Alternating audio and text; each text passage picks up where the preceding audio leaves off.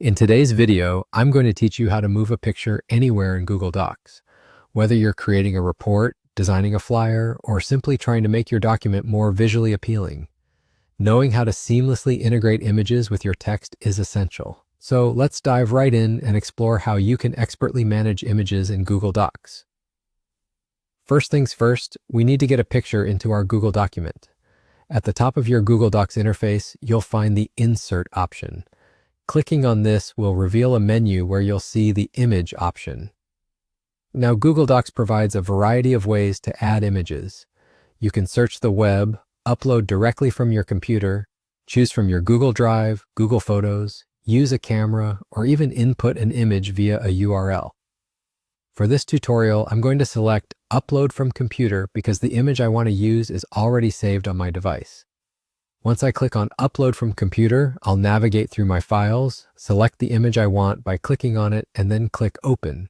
There it is. The image is now placed into our Google document. Now, placing your image where you want it within your text involves selecting the image itself. Once your picture is highlighted, you'll see a small menu appear at the bottom. This menu provides you with several options for positioning: inline, wrap text, break text, behind text, and in front of text. Let's explore these one at a time to understand how each option changes the way your image interacts with the surrounding text. First, let's try the in front of text option. By selecting this, you'll notice that your image jumps in front of the text, allowing you to move it freely around the document without altering the text layout. Next, we can test behind text. This option places the image beneath the text, which can be especially useful if you're aiming for a watermark effect. Like before, you can position it wherever you see fit within your document. Next, let's see what happens when we select break text.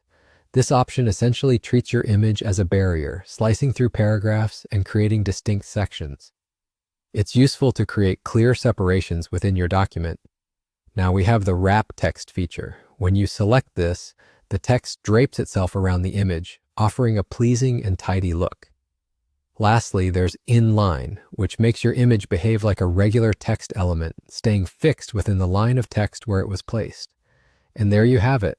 Now you know how to insert and position an image anywhere in your Google Docs effectively, enhancing the overall look and feel of your documents. Thanks for watching, and if you found this helpful, don't forget to like, comment, and subscribe. Until next time.